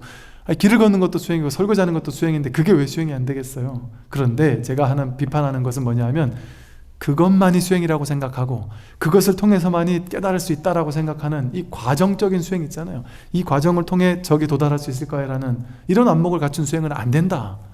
내가 본래 부처라는, 그래서 이미 나는 도착해 있다라는 이 안목을 갖추고서 공부를 해야지 되죠. 근데 이 안목을 갖추면 굳이 억지로 그 수행을 할까요? 도착해 있는데, 수행이라는 건 뭐예요? 여기서 저기로 가는 방법이잖아요. 이미 내가 도착했으면 방법이 필요합니까?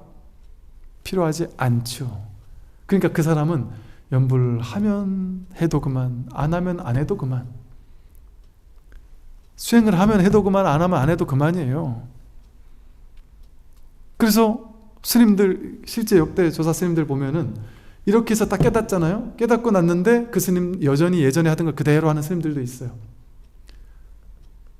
여전히 예불 하고, 여전히 열반경 독송하고, 여전히 법화경 독송하는 걸 그대로 한다. 그래서 옆에서 제자가 묻습니다. 스님, 스님같이 공부 안목이 투철하신 분이 뭐하러 옛날에 하던 그걸 아직까지 하십니까? 막 그냥 일상의 예법이 이러하니 그냥 할 뿐이다, 이렇게 얘기하는 분도 계신단 말이에요. 근데 또 어떤 스님들은 그거 이제 졸업하는 분도 계신단 말이에요. 그냥 아무것도 안 해요. 아무것도 안 하고 그냥 삶을 사는 것이 공부란 말이에요. 그냥 삶을 사는 게 공부다. 그리고 오히려 좌선하는 제자들 와가 좌선하면 그거 일깨우려고 옆에 가가지고 벽돌을 갈기도 하고, 옆에 좌선하고 앉아있는 제자 가까이 가서, 마조 스님은 제자 옆에 가서 귀에다가 후 하고 장난도 치고, 그래 앉아있어가지고 부처되냐. 그래도 또 여전히 앉아있으면 제자 시켜가지고 차를 한 잔 갖다 주기도 하고, 차 한 잔 마셔라 하고. 이것을 수행이라고 여기는, 이 수행을 통해서만 깨달을 수 있다라고 하는 그 바르지 못한 안목, 그 안목을 가지고 앉아있으면은 그게 공부가 안 된단 말이 하는 거거든요.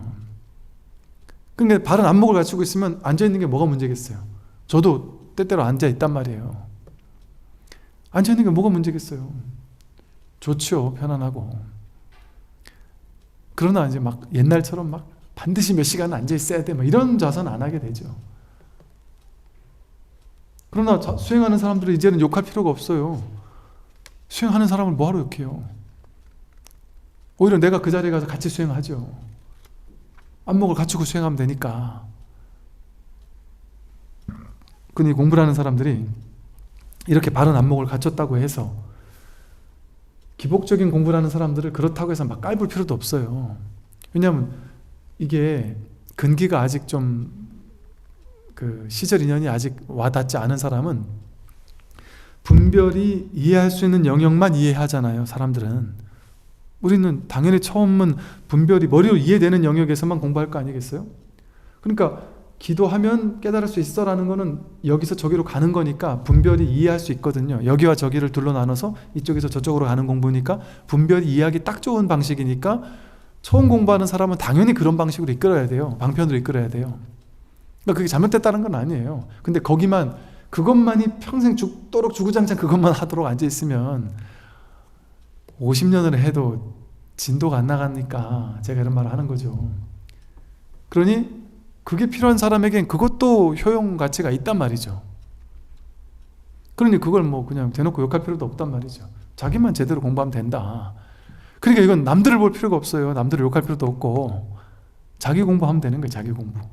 그걸 통해서.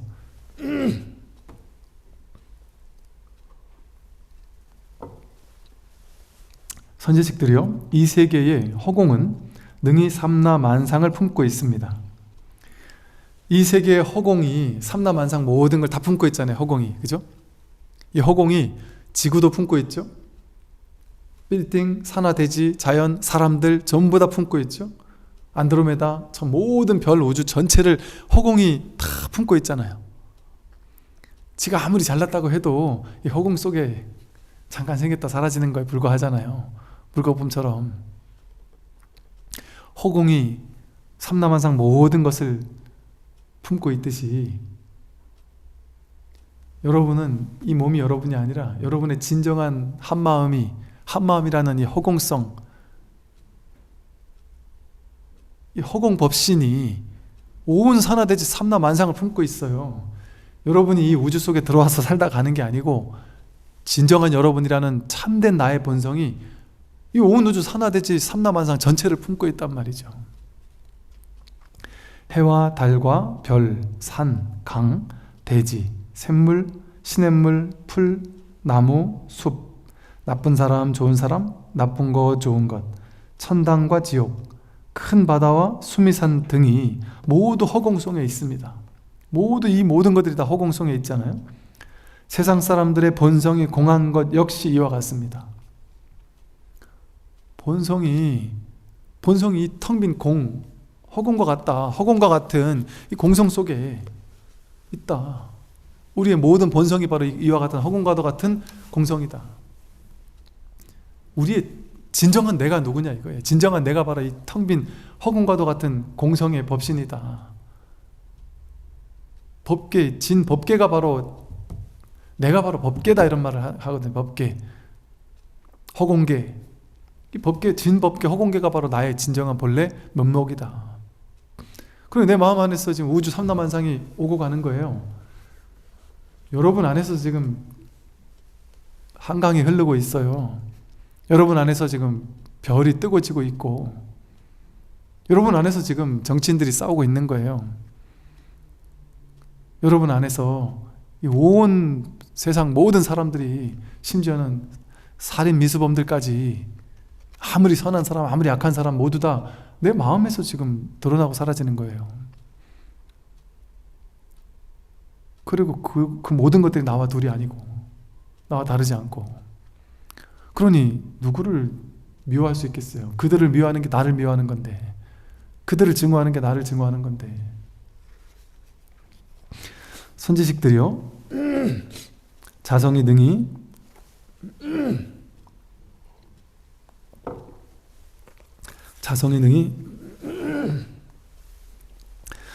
일체 만법을 품고 있으므로 크다고 하나니, 일체 모든 것은 우리의 본성 가운데 있습니다. 자성이 능히 일체 만법은 일체 모든 것들, 모든 존재들, 삼라만상 모든 것들, 만법을 품고 있으므로 크다라고 하나니, 일체 모든 것은 우리의 본성 가운데 있습니다. 그래서 마하라고 하는 거예요. 마하. 삼라만상 모든 것들을 품지 않는 게 없으니까, 이게 전체니까, 이게 전부니까, 이거 아닌 것이 없으니까, 이게 절대성이니까, 오로지 이것밖에 없으니까, 하늘, 별, 달, 구름 모든 것들이 전부 다 이거니까, 여기서 나오니까, 그러니까 오로지 이거 하나뿐이 없으니까 이거는 상대적으로 큰 게 아닌 거죠. 그러니까 중국말로 번역할 용어가 없는 거예요. 그러니까 이게 절대성이다 보니까 어떻게 번역할 게 없으니까 그냥 마하 이렇게 해놨단 말이에요. 마하는 어떤 절대적인 큼을 얘기한다. 오로지 이 하나밖에 없는 자기 마음, 자기 법, 본래 면목이라는 이 법, 이것의 특성이 마하라는 거죠. 만약 사람들의 선과 악을 보더라도 어느 것도 취하거나 버리지 않고 물들거나 집착하지 않아 마음이 마치 허공과 같게 된다면 이를 이름하여 크다고 이름하고 마하라 이름합니다. 사람들의 선과 악을 보더라도, 착한 사람, 나쁜 사람을 보더라도 좋은 건 취하고 싫은 건 버리거나 그러지 않는다. 그때 이 세상의 모든 것들을 보더라도 거기서 좋은 거에는 막 물들어서 집착하지도 않고, 또 싫은 거를 막 거부하지도 않고, 마치 마음이 허공과 같이 된다면 이걸 이름해서 크다고 한다. 왜?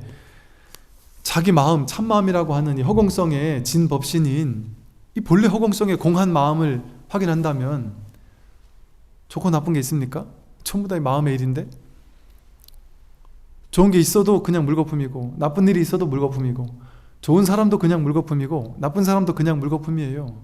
대평등심으로 볼 수밖에 없단 말이지. 세상을 전부 다 나와 다르지 않은데요. 나란 말이에요. 세상 모든 삼라만상 모든 것이 다 내 마음 하나에서 나왔다. 그러면 어떤 건 좋아하고 어떤 건 싫어하겠습니까? 우리 삶의 방식이 누구는 좋아하고 누구는 싫어하겠어요? 좋아하고 싫어하는 게 모두가 다 자기인데, 진정한 자기 자신의 법신인데, 그러니 저절로 뭐 선과 악을 보더라도 어느 것도 취하거나 버리지 않고 물들거나 집착하지 않아 마음이 허공과 같이 하게 되죠. 그러니까 자기 마음이 바로 크다, 마하다 이 소리예요.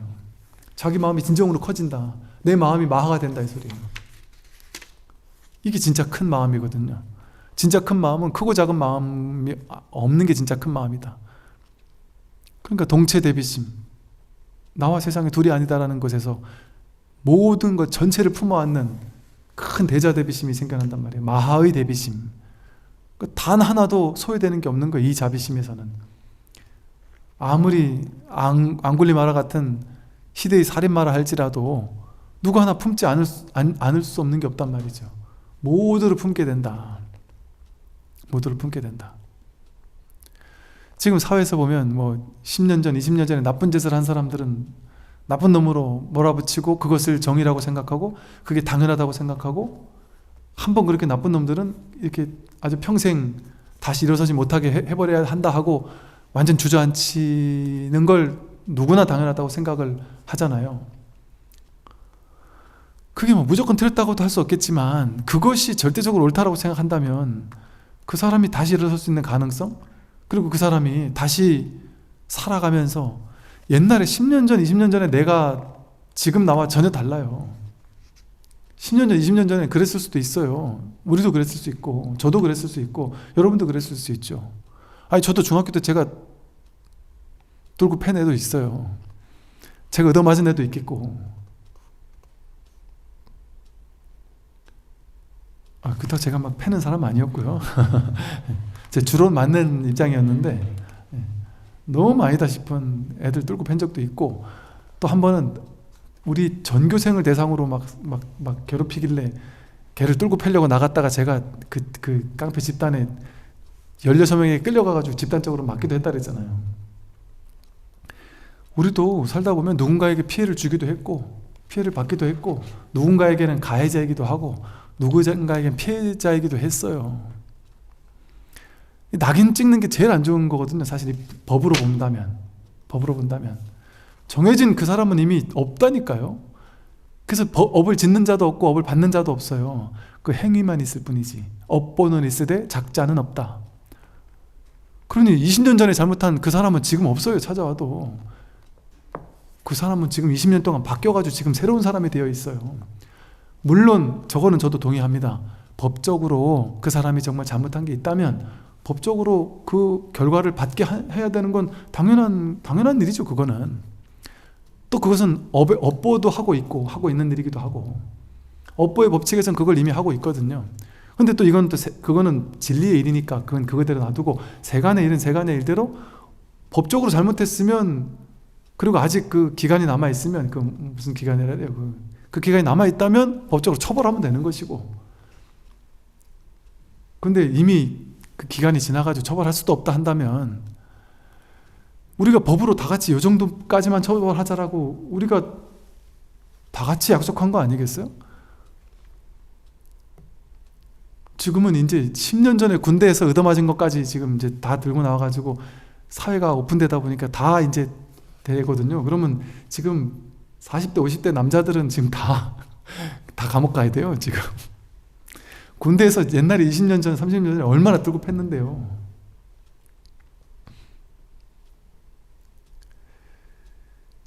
뭐 법적으로 처벌 받아야 될 건 받아야 되겠지만 그냥 낙인 찍어서는 안 된. 왜? 바뀌거든요. 변하거든요. 그 사람이 놀랍게 바뀌는 것을 사회에 우리가 삶의 세상을 그렇게 가도록 해야 돼요. 옛날엔 나쁜 놈이니까 계속 나쁜 놈일 거야 라고 이렇게 몰아붙이는 쪽이 아니라 옛날엔 나쁜 놈이었는데 지금 바뀌었구나. 야, 넌 훌륭하다. 이렇게 칭찬해 주는 게 오히려, 왜 바뀌었던 것을 찬탄해 줘야지. 옛날에도 착했는데 지금도 착한 것만 훌륭하다? 옛날엔 나빴는데 지금 착해진 건 훌륭하지 않다?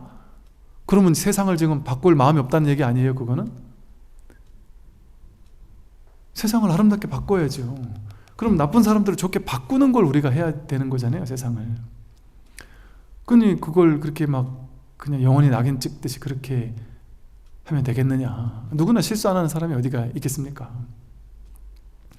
그래도 해야 돼요 하는 사람, 본인이 가슴에 손을 얹고 나는 그런 나쁜 짓을 안 했는가? 안 했겠습니까? 안 한 사람이 있겠어요? 아주 현저히 작은 사람은 있겠지만, 저도 세상에 그런 일이 많다 보니까 야, 나는 그런 거 없을까? 하고 이제 막 찾아봤어요. 저도 어릴 때부터 이렇게 살아오면서 내가 혹시 뭐 잘못한 거 없나? 이렇게 생각해 봤어요. 저도 꽤 있는 것 같아요, 보니까. 찾다 보면 있을 수 있단 말이죠. 근데 그게 예를 들어 제가 그 전에 제가 한 번 했거든요. 중학교 때 너무 배가 고파서 남들이 친구들이 막 가게집 가서 뭘 초코파이 같은 거 훔쳐서 나오는 걸 보고 너무 놀래가지고 야 어떻게 저럴 수 있냐 했는데 나중에 제가 어설프게 벌벌벌 떨다가 제가 너무 배가 고파서 CCTV 뭐 이런 게 있는 줄도 모르고 거기서 한번 처음으로 훔치던 날 바로 경찰서 끌려가서 잡혀가지고 아버지에게 죽도록 맞았거든요. 그러고서는 정말 너무너무 죽도록 맞았거든요. 근데 제가 이렇게 설법할 때 얘기하니까 망정이지. 예를 들어 누군가가 저 법상 스님 옛날에 우리 집에서 도둑질하다가 초코파이 도둑질하다가 걸린 놈이라고 누가 인터넷에 올려보세요. 좀 나쁜 놈이죠. 예를 든다면 뭐랄까 이제 제 이 말씀 드린 이유는 제가 군에서 많은 장병들을 만났잖아요. 거기서 이제 우린 종교인이다 보니까 일반 군인 간부님들이 감당하기 어려운 아이들, 좀 쉽게 말해 너무 왕따, 우울증, 죽고 싶어 자살하고 싶은 아이들, 막 너무 괴로워하는 아이들, 이런 친구들을 제가 20년 동안 만나왔다 보니까 그런 친구들과 만나서 대화를 나눠보니까 이 친구들이 사회에 있을 때 정말 나쁜 짓도 많이 했고요. 제가 그 앞에서 얘를 상담해 주는 게 내가 막 화가 나가지고 이놈을 한 대 패고 싶을 정도의 나쁜 짓을 하고서 앉아있는 애들도 많았다니까요. 근데 거기서 때릴 수 없잖아요. 그 친구를 상담해 주는 입장에서 상담을 하다 보니까 얘도 시대 사회 피해자고 시대 피해자고 얘 부모님이 얘를 그렇게 만들었고 주변 환경이 얘를 그렇게 만들었구나. 얘도 참 세상의 피해자구나. 얘가 좋은 환경에서 태어났다면 이렇게 살지 않았을 텐데 세상이 얘를 이렇게 나쁜 놈으로 만들었구나. 근데 지금 얘가 나쁜 짓을 했다고 해서 나까지 얘를 나쁜 놈으로 몰아붙인다면 얘가 그나마도 조금 좋아질 수 있는 약간의 가능성조차 나도 얘를 단죄해버린다면 이 친구가 좋아질 수 있겠나. 그 생각 때문에 그 친구들이 나쁜 짓을 했음에도 불구하고 안아주고 품어주고 해봤더니 일반인들이 저한테 이런저런 좋은 얘기 듣고 스님 감사해요, 감동했어요, 너무 고맙습니다 이러고 감동하는 거에 진짜 5배, 10배는 더 감동을 하고 더 진지한 마음으로 정말 스님 제가 진심으로 참여하겠습니다 하고 전 진짜 열심히 살겠습니다. 지금까지 제가 잘못한 거 세상에 정말 갚으려는 마음으로 열심히 살겠습니다. 이렇게 바뀌더라는 말이죠. 그런 것들을 보면서 진짜 우리 사회는 이 사람들이 옛날에 나쁜 짓을 했더라도 진짜 나쁜 놈이었다 할지라도 이 사람이 바뀔 수 있는 어떤 기회를 줘야 되겠구나. 또 그게 재행무상의 실천이에요. 나쁜 놈은 없어요. 나쁜 짓을 할 때 그걸 인연으로 나쁜 놈이라고 불릴 뿐이지 지금 나쁜 짓을 하고 있지 않으면 그건 나쁜 놈이 아니에요. 도둑놈도 아니고 인연 따라 그렇게 불리는 것일 뿐이지. 그래서 모두가 하나의 법이거든요. 모두가 하나의 나의 나툼이에요. 다 나예요, 나. 그러니 그 사람이 내 자식이라면 내가 어떻게 해야 이 아이를 바꿀 수 있겠는가, 이 세상 전체를 아름답게 바꿀 수 있겠는가를 본다면 그 사람은 어떻게 내가 해야 될지를 알겠죠. 근데 세상을 보면 사실은 되게 너무 좀 위기적이죠. 세상 사람들은 겉으로는 아닌 척해도 집단적인 이기심, 이 도시와 이 도시가 서로 싸우죠. 이 아파트와 저 아파트 사람들이 서로 싸웁니다. 집단 이기주의 때문에 어떤 혐오 시설은 서로 안 가져가려고 싸우고, 자기네들 아파트 값 조금 떨어질까 봐 조금이라도 근데 이 세상에 그 혐오 시설이 반드시 어딘가에 있어야 되는데, 또 우리 동네는 좋은 건 다 왔으면 좋겠고 안 좋은 건 남의 동네에 다 갔으면 좋겠고, 그러니까 자기 재산 지키려고 집단적으로 이기심을 부리고 그런 일들이 많잖아요. 근데 이 법의 안목을 갖추게 되면, 야, 이게 나라고 생각하고 이 집이 나라고 생각하고 우리 가족만 나라고 생각하고 우리 아파트만, 우리 지역만, 우리 도시만 나고 내 거고 내 나라고 이렇게 생각하면 전체를 보는 지혜의 안목이 딱 닫혀버려요. 반야의 안목이. 근데 이 법의 안목을 갖추고 나면 아이고, 내 가족만 내 가족이 아니었구나. 우리나라만 내 나라가 아니었구나. 북한도, 미국도, 중국도, 러시아도 이 지구별 전체가 하나의 한몸 가이아, 하나의 내 몸이었구나 라는 사실에 눈뜨게 된단 말이죠. 그러면 진정 어떤 전체적인 관점이랄까요? 하나의 관점? 여기서 세상을 바라보게 돼요. 동체적인 관점, 동체 대비심에서 세상을 보게 된다. 그러니까 세상 사람들이 보기에는 이해가 안 되는 판단을 내릴 수도 있죠. 우리는 상식이 뭐냐 하면 한국과 중국이 축구를 하면 무조건 한국이 응원하는 게 무조건 상식이에요. 예를 든다면 당연히 우리는 한국이니까 한국 응원을 해야 되잖아요. 예를 든, 이거 그냥 아주 작은 비유예요. 근데 뭐 어차피 한국이 졌다면 중국 15억 인구가 행복해하는 게 낫나, 4천만 인구가, 5천만 인구가 행복해하는 게 낫나 하면, 지구 전체 에너지를 보면 15억 인구가 행복해할 수 있다면 막 그것도 나쁜 건 아니다 그렇게 생각할 수도 있잖아, 예를 들면. 근데 우리가 그런 생각을 조금이라도 하느냐? 안 해요. 왜? 이것만 내 나라라고 생각하니까. 전체적인 어떤 안목이랄까? 이런 지혜의 안목이 닫힌단 말이죠. 선지식들이요, 어리석은 사람은 입으로만 말하지만 지혜로운 사람은 마음으로 행합니다. 또한 어리석은 사람은 마음을 비우고 고요히 앉아 아무런 생각이 없는 것을 일러 크다고 말하지만 이러한 무리들과는 대화하지 마십시오. 삿된 견해를 지녔기 때문입니다. 이 말이, 이 마하 크다라고 말한다, 이게 이제 이 지혜, 법을 얘기한단 말이죠. 그러니까 즉 어리석은 사람은 마음을 비우고 고요히 앉아서 아무 생각 없는 거, 무심하니까 생각 없는 게 무심이구나. 생각 없는 게 무심이 아닙니다. 생각이 다 있되 생각에 끌려가지 않는 게 무심이지, 생각의 본질이 뭔지를 알아서 생각을 그냥 자유자재로 쓸 뿐 생각에 묶이지 않고 끌려다니지 않고 생각에 휘둘리지 않고 생각에 노예가 되지 않을 뿐이지 생각을 다 써먹어요. 생각이 없는 사람을 부처라고 하겠어요? 생각이 없으면은 당장 내 집도 못 찾아갈 거 아니겠어요? 분별을 할 줄 모르면. 좋은지 나쁜지도 모를 거 아니겠어요? 그게 부처예요? 생각이 없는 건 바보지. 그걸 무심이라고 하는 게 아니단 말이에요. 생각이 다 일어나지만 생각의 뿌리가 공하다는 사실을 깨닫는 거예요. 그러니까 부처도 생각 다 있단 말이에요. 그런데 이 참된 반야 지혜를 모르니까 어리석은 사람들은 마음을 비우고 고요히 앉아서 좌선해서 생각을 찍어 누르는 거, 그거를 일러서 법이라고 생각하고 마하라고 생각하고 그냥 오로지 그렇게 생각을 없애는 수행만 하려고 애쓴다. 그런데 열어서 뭐라고 했냐면 이러한 무리들과는 대화하지 마십시오. 삿된 견해를 지녔기 때문입니다. 말도 섞지 마라, 그런 무리들하고는. 물론 설법은 해주지만 그런 사람들이 이런 설법을 했을 때 들을까요? 들을 사람이라면 말해줘야죠. 근데 거기 사로잡혀서 그게 법이라고 딱 집착하고 있는 그 의식 수준에서 벗어나지 못하는 사람은 이런 법문 들으면 욕해요. 욕합니다. 대놓고 욕한다니까요. 제 법문을 대놓고 욕하는 분들도 많이 계세요. 뭐 어떤 스님은 수행하지 말라고 한다는데 미친놈이다.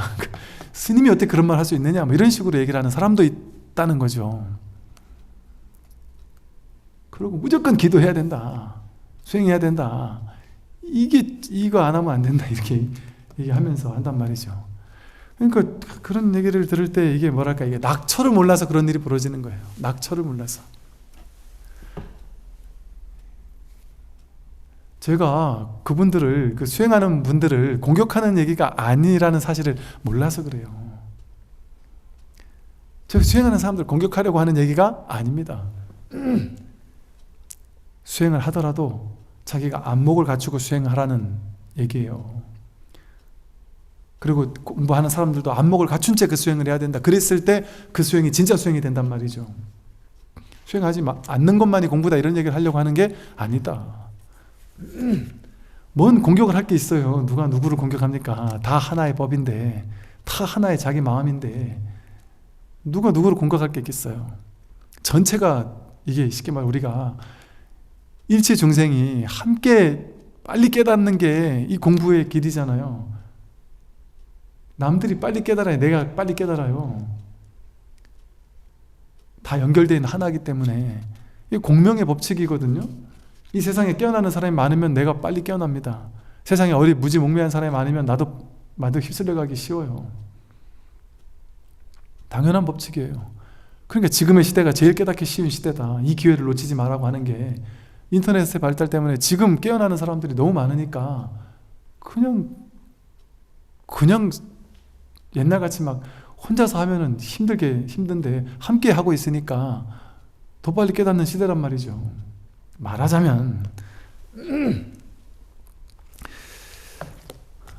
오늘 여기까지 하겠습니다. 야, 이거 제가 이렇게 진도 나가다가는 제대로 다 빨리 못 끝내겠네요. 조금 속도를 내보겠습니다. 성불하십시오.